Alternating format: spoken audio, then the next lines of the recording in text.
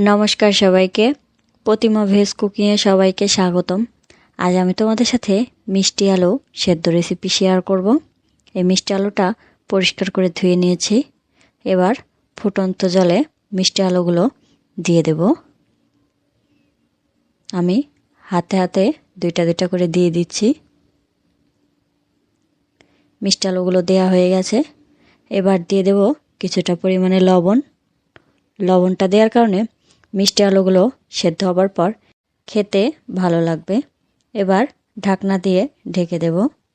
যতক্ষণ না মিষ্টি আলুটা সেদ্ধ হয় ততক্ষণ ঢাকনা দিয়ে ঢেকে রাখবো।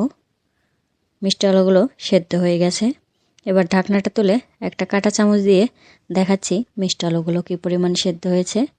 সেদ্ধ হওয়ার কারণে মিষ্টি আলু একটা মাঝখান থেকে ভেঙে গেল। এবার এই মিষ্টি আলুগুলো একটা ছুলে দেখাবো কত সুন্দর সেদ্ধ হয়েছে, কি সুন্দর ছিলে নেওয়া যাচ্ছে।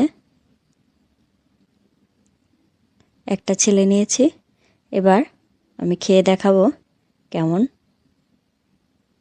বেশ মিষ্টি ছিল। এই মিষ্টি আলু কিন্তু মাটির চুলাতে পুড়িয়ে খেতেও বেশ দারুণ লাগে।